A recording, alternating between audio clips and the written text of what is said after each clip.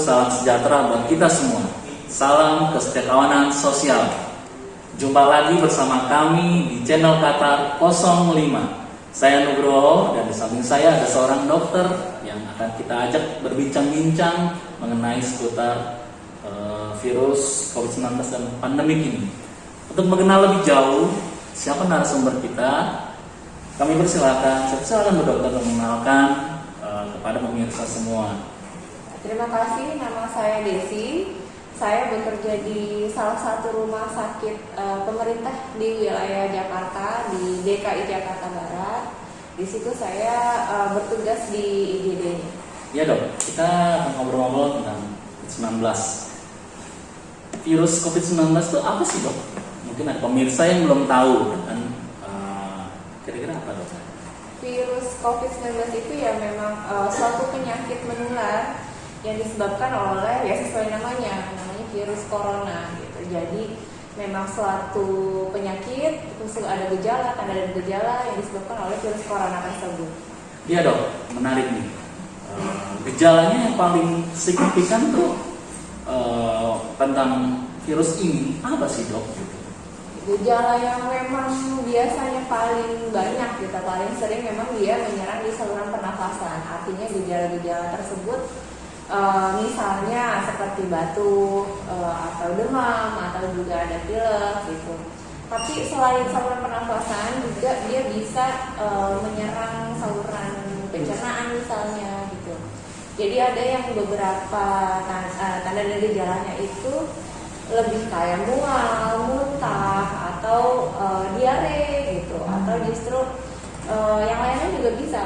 Ada nyeri otot, merasa lemah gitu. Bahkan untuk yang paling ringan sendiri gitu, kadang-kadang si penderita juga tidak sadar itu dia bisa kehilangan pembauan gitu. Kita sebutnya kalau secara medis itu anosmia. Jadi penderita tidak bisa mencium bau-bau yang menyengat gitu. Jadi misalnya kayak bau parfum atau bau yang sifatnya khas dia nggak bisa kecium. Tapi ada juga yang namanya orang tanpa gejala. Artinya di situ dia tidak ada gejala memang seperti itu. Iya, jadi untuk masalah indera penciuman itu semua jenis bau-bauan dok. Yang tertentu saja. Yang sifatnya biasanya dia kita judulnya gini kurang untuk mencium bau gitu. Ada untuk mencium bau mengalami penurunan. Jadi yang mungkin biasa bisa mencium bau parfum sendiri itu kok tiba-tiba suatu hari nggak bisa mencium atau justru kok kayaknya baunya berkurang. Nah itu udah mulai salah satu tandanya. Itu berarti berita yang menyedihkan untuk para penggemar durian dan nangka. Dia kurang bisa mencium bau yang tajam itu. Makanya harus jaga kesehatan. Benar kan dok? Iya benar. Oke dok, kita mau bicara tentang menurut dokter kita ada tentang tes. Ya. Mungkin apa namanya ya? Baik, ini dok, saya mau tanya juga nih, bagaimana sih caranya kita nih mengadaptasi diri kita dengan kondisi pandemik ini? Artinya tadi dokter bilang bahwa kalau jika memang terpapar nggak usah keluar. Ada beberapa kriteria yang misalnya untuk tidak keluar, isolasi mandiri itu harus penghuni di rumah itu atau tempat kita tinggal itu tidak terlalu banyak. Itu gimana sih untuk kita bisa beradaptasi dengan hal itu? Memang sulit ya, karena kan ya manusia makhluk sosial gitu. Jadi semua kegiatan pun sebenarnya sudah terbiasa kita lakukan ya ramai-ramai gitu. Jadi ini memang suatu hal yang baru dan mau nggak mau gitu sebagai manusia memang harus beradaptasi tadi. Dari mulai misalnya kebiasaan mencuci tangan, kebiasaan memakai masker gitu, ataupun menjaga jarak gitu, itu sangat sulit memang dilakukan. Bukan cuma di rumah, tapi di lingkungan pekerjaan pun seperti itu gitu. Jadi artinya yang biasanya ngobrol sama teman kerja gitu tidak pakai masker, kita harus membiasakan diri memakai masker gitu, karena memang terbukti efektif untuk mengurangi penularan tersebut gitu. Apalagi kalau misalnya di rumah itu sulit banget isolasi mandiri di rumah gitu. Di kamar terus nggak keluar kamar kan susah. Itu tadi yang saya bilang, kalau misalnya tidak memungkinkan ada tempat disediakan. Jadi memang beradaptasinya itu saya rasa memang butuh waktu dan butuh pemahaman gitu. Jadi kita itu melakukan hal itu untuk apa? Kalau dia sendiri sudah paham tujuannya dan paham, oh saya begini tuh demi kebaikan saya dan kebaikan yang lainnya, itu pasti nggak akan sulit gitu. Jadi beradaptasi itu memang butuh waktu gitu. Semua untuk sekolah apa itu semua ada kebiasaan-kebiasaan baru gitu. Tapi memang harus dilakukan, ya lakukanlah seperti itu. Jadi karena memang kita ibaratnya awal terpaksa, tapi lama-lama dan terpaksa itu jadi kebiasa. Dari orang yang nggak pernah pakai masker tuh pakai masker rasanya sesak gitu. Tapi kalau misalnya udah terbiasa tidur pakai masker pun bisa gitu. Jadi adaptasi seperti itu akan terbiasa kalau memang kita paham dan kita melakukannya. Artinya di masa-masa pandemi ini kita harus melakukan kebiasaan baru ya dok ya? Iya betul, ya nggak umum sebenarnya. Ya sih, untuk beberapa orang, apalagi dokter bilang tidur pakai masker, wah saya bisa kebangun terus dok, gerah panas gitu. Nah iya makanya. Ya, jadi tadi cuci tangan, jaga jarak, pakai masker. Itu jadi buat sahabat Qatar, seperti ibu dokter bilang, kita harus melakukan kebiasaan baru. Cuci tangan, pakai masker, jaga jarak ya dok ya. Betul. Artinya kalau masih bisa nongkrong ngopi gitu dok? Dihindari dulu. Dihindari teman-teman. Dulu. Jadi untuk nongkrong, ngops itu mesti dihindari dulu ya teman-teman. Take away aja, take away. Dok, menurut dokter saat ini kita sudah nyampe puncak pandemi atau belum sih dok? Sudah melewati atau malah sedang menanjak ke puncak pandemi? Menurut dokter gimana? Saya sih sebenarnya bukan orang epidemiologi ya. Baik. Cuman tapi kalau lihat dari kurvanya itu memang dia masih spike-nya itu masih naik-naik gitu. Jadi kalau dibilang puncak, saya juga nggak berani bilang puncak. Apalagi kalau bicara saat ini kan akan ada kedepannya itu libur panjang dan lain-lain. Itu biasanya kalau libur panjang langsung bus naik seperti itu. Jadi penularan tinggi, naiknya tinggi sekali biasanya kalau musim-musim seperti itu. Jadi kalau dibilang sudah melewati puncaknya, saya rasa juga belum ya. Mungkin ya akan masih spike-nya masih akan naik turun sih ke depannya gitu. Ya entah kalau misalnya nanti beberapa bulan lagi kan katanya vaksin sudah mau ada ya. Cuman saya juga masih belum paham juga sih. Ya mudah-mudahan sih enggak ya. Mudah-mudahan turun sih ya. Jadi teman-teman tetap waspada. Seperti ibu dokter bilang, melakukan kebiasaan baru karena kita belum sampai puncak, kita belum melewati puncak. Mungkin kita baru nyampe di Bogor teman-teman, belum nyampe puncak. Jadi tetap aware ya teman-teman. Oke, dok, menarik nih dok. Kita menghadapi pandemi ini, perlu nggak sih kita khawatir? Khawatir, mungkin bahasanya bukan khawatir ya, tapi lebih kayak aware ya. Aware. Apa ya? Aware. Peduli. Ya itu. Jadi kalau khawatir jatuhnya nanti malah parnoan. Artinya apa takut gitu. Atau khawatir berlebihan justru malah bikin orang stres, depresi. Nah itu yang nggak boleh gitu. Jadi bahasanya harus aware itu artinya kita harus tetap jaga diri, tapi harus tetap aware bahwa ini belum selesai, virus ini belum selesai. Jadi kita harus tetap melakukan kebiasaan-kebiasaan baru itu supaya tetap bisa menjaga diri dan keluarga. Jadi bahasanya bukan khawatir, tapi lebih aware itu tadi. Baik dok. Kita nih butuh olahraga nggak sih dok? Dan olahraga yang seperti apa yang tetap kita bisa olahraga namun tetap bisa melakukan protokol kesehatan dengan baik? Kira-kira olahraga apa? Olahraga butuh ya, karena di sini kan penyebabnya virus. Pada dasarnya itu semua virus, bukan cuma corona. Baik. Semua virus itu akan kalah kalau imunitas kita baik. Artinya kita harus lakukan tindakan-tindakan supaya imunitas kita naik. Salah satunya ya dengan olahraga itu tadi. Olahraga yang dianjurkan seperti apa? Yang olahraga ringan dan sesuai masing-masing individu. Artinya nggak mungkin saya merekomendasikan untuk orang yang lansia untuk olahraga misalnya lari. Nah itu kan nggak cocok ya. Jadi disesuaikan aja sama masing-masing individu. Kalau memang dirasa sanggup dan udah biasa nih atlet lari, ya silahkan aja kalau mau lari gitu.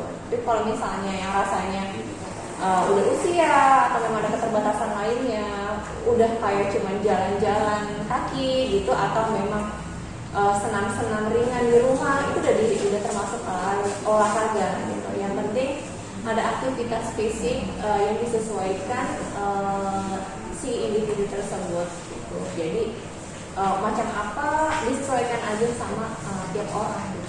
Baik dok, ini menarik dok. Saya coba pertajamkan pertanyaan saya. Bu dokter bilang tentang olahraga orang tua, karena kan kita tahu juga bersama bahwa salah satu usia yang rentan untuk terpapar virus COVID adalah orang yang sudah usia lanjut nih dok. Iya, benar. Jadi menurut dokter, olahraga apa sih yang cocok buat orang tua kita yang sudah usia lanjut? Oh, iya. Apa tuh kira-kira? Mungkin bisa jalan pagi ya, yang Jalan paling pagi. itu bahkan untuk jalan pagi yang konstan itu baik untuk jantung dan lain-lain juga gitu. Dan untuk orang tua saya rasa masih cocok untuk yang namanya jalan pagi gitu. Jadi bukan yang jalan cepat, cukup jalan pagi, atau senam-senam ringan di rumah juga nggak masalah. Misalnya hari ini kok terlalu capek gitu, ya nggak apa-apa, hari ini senang aja gitu. Besok kalau misalnya ada waktu lebih atau apa bisa jalan keliling komplek nih misalnya, ya jalan aja keliling komplek gitu. Karena memang tadi memang benar yang dibilang kalau yang rentan itu adalah selain yang lansia rentan juga yang misalnya orang-orang dengan imunitas rendah. Misalnya dengan orang yang punya dasar penyakit imunitas gitu, atau HIV atau apa itu kan dia, atau cancer gitu. Nah itu dia memang imunitasnya rendah. Jadi memang olahraganya juga disesuaikan juga tuh sama penyakitnya juga gitu. Jadi kalau memang was-wasan banget nih buat untuk olahraga fisik berat, ya jangan gitu. Silakan yang disesuaikan, misalnya jalan tadi saya bilang gitu. Banyak variasi, banyak sekali olahraga. Yang penting ada aktivitas fisik supaya kita exercise aja.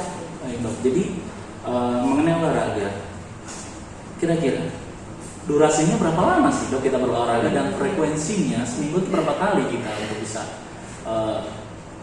relevan untuk kita tetap meningkatkan imunitas di masa pandemi ini dok? Yang dianjurkan sih minimal 30 menit dan seminggu itu minimal 5 kali gitu. Jadi tadi saya bilang minimal 5 kali dalam seminggu dan 30 menit, jadi ya disesuaikan aja. Kalau memang lagi Sabtu Minggu banyak waktu, wah ya udah habiskan gitu 30 menit. Kalau memang lagi misalnya sibuk banget nih, ya sebisanya aja, yang penting ada olahraganya, kita ada exercise walaupun di rumah, nggak harus keluar. Nah ini masalah waktunya dok, artinya pagi atau sore nih dok yang kira-kira cocok untuk kita semua termasuk orang tua untuk bisa berolahraga. Kira-kira waktu yang tepat yang sehat tuh kapan dok? Kalau punya waktu seharian lebih bagus pagi, jelas ya. Pagi ya teman-teman ya. Karena sinar mataharinya sekalian buat jemur ya. Tapi kalau misalnya emang paginya terlalu ada kegiatan lain gitu, misalnya sore, ya silakan aja, nggak masalah sih sore gitu. Cuman yang dianjurkan ya memang pagi. Pagi itu dari jam berapa hingga jam berapa sih dok? Range itu kan banyak yang beredar nih ya. Ada Nah, yang bilang katanya itu dok. sinar bagus gitu yang setelah jam 10 adanya seperti itu, ada juga yang sebelum jam 10 gitu. Tapi setahu saya sih memang kalau yang dianjurkan itu ya memang setelah jam 9. Setelah jam 9 Ya, teman-teman. ya, setelah jam 9 itu memang UVB-nya itu lagi banyak. Jadi semakin dia sore nih, sinar UVB-nya itu akan semakin menyengat gitu. Padahal kalau dia nanti akan semakin menyengat, resiko cancer juga semakin besar. Oh. Jadi baiknya kalau memang mau olahraga itu pakai sunblock gitu, atau kalau misalkan memang kita ambil batas jam 9 nih, kan olahraganya misalnya 15 menit sampai 30 menit tadi. Mungkin kalau misalnya sekalian jemur jam 9 itu ya 15 menit bisa gitu. Tapi kalau udah kelewat jam 10 ya kurangin aja jemurnya 5 menit gitu. Tapi saya rasa kalau olahraga jam 9 jam 10 kan terlalu panas ya. Jadi kalau misalkan memang mau di judulnya bukan jemur tapi olahraga, silakan pagi aja lebih baik gitu. Jadi misalkan jam 7 jam 6 kalau mau lari atau sepedaan atau apa lebih baik pagi aja. Karena nggak nyaman kalau terlalu terlalu siang gitu. Baik. Nah, jadi barusan adalah dokter menjelaskan bagaimana kita harus berolahraga, durasi waktu, frekuensi banyaknya dalam seminggu kita sebagaimana, dan jangan lupa juga teman-teman waktu untuk range dari di pagi hari dari jam berapa sampai hingga jam berapa. Baik dok, ini ada pertanyaan lagi dok. Selain olahraga, kita menu makan apa sih yang cocok yang harus kita lakukan untuk meningkatkan imunitas kita dok? Apa dok? Menu ya, kalau kita ngomongin menu sih banyak ya. Maksudnya kayak yang protein kan bisa didapat dari daging, ayam, ikan gitu. Ada juga protein nabati gitu. Tapi memang lebih paling bagus memang dari protein hewani ya yang tadi saya sebutkan. Terus selain itu juga ada tambahan vitamin mineral. Vitamin mineral itu bisa didapat dari sayuran, buah-buahan gitu. Jadi komposisinya aja dilengkapi. Jadi setiap hari harus ada zat-zat tersebut.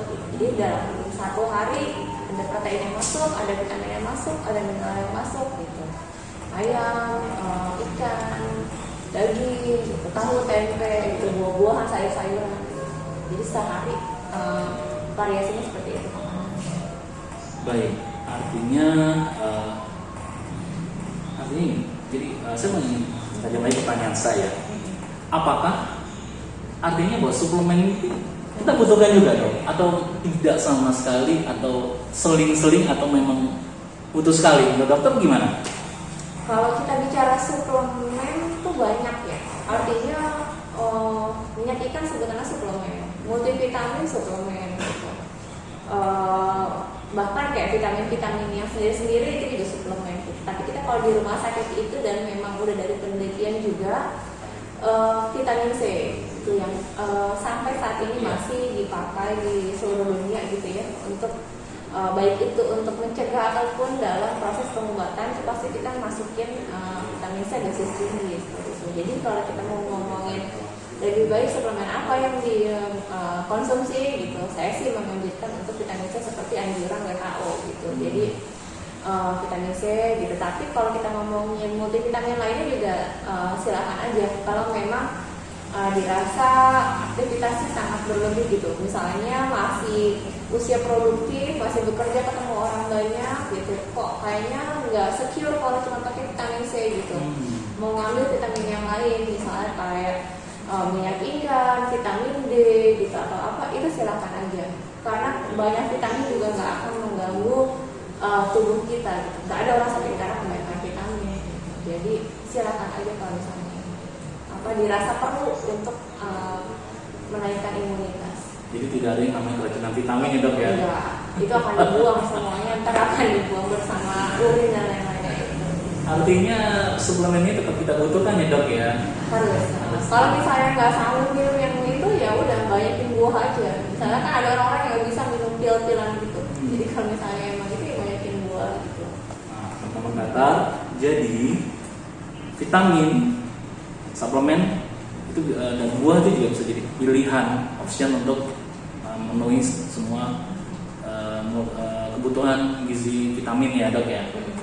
Baik, sedikit lagi pertanyaan saya dok, bagaimana sih kita dari sisi psikologis? Tetap mungkin masyarakat juga mengalami kejenuhan, mengalami mungkin aku nggak tahu ya, stres juga mungkin ya, mungkin dari dampak pandemi ini. Kira-kira apa yang harus dilakukan oleh pemirsa? Kayak kalau untuk orang dewasa tuh mungkin udah paham ya, artinya gini, tahu kalau oh ini lagi stres gitu, bahkan tahu juga biasanya kita harus ngapain. Oh oke deh kita ngelakuin hobi gitu, atau justru malah menemukan hobi baru gitu yang sebelumnya nggak pernah terpikirkan malah jadi hobi. Misalnya tadinya nggak pernah ke dapur, jadi ternyata masak menyenangkan gitu, ternyata masak hemat gitu, jadi hobi baru gitu. Jadi bagaimana kita mengatur dan mengenali diri sendiri supaya bisa tetap menjaga kewarasan ya. Kewarasan teman-teman catat ya. Jadi apapun bisa dilakukan gitu.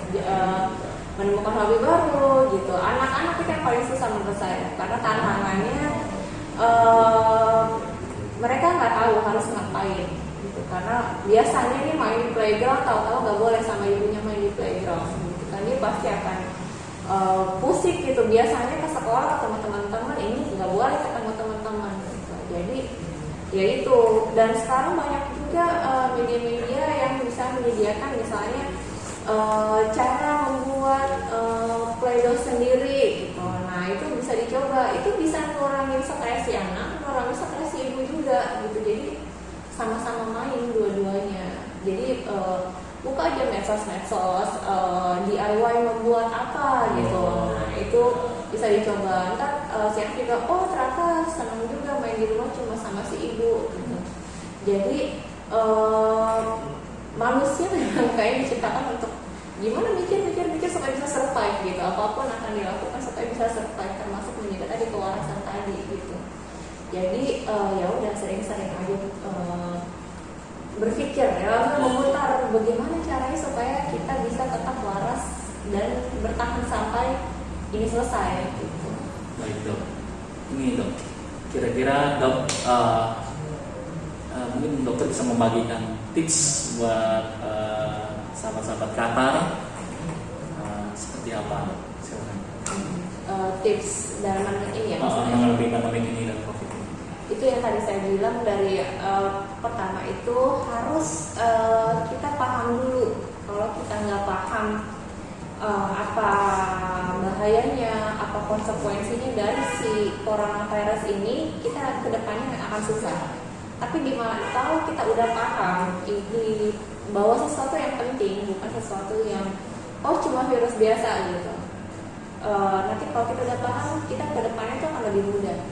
Mudahnya itu tadi dalam memakai masker, mencuci tangan, menjaga jarak, dan mengadaptasi kebiasaan-kebiasaan lainnya. School from home, work from home, itu semua kan kebiasaan baru ya.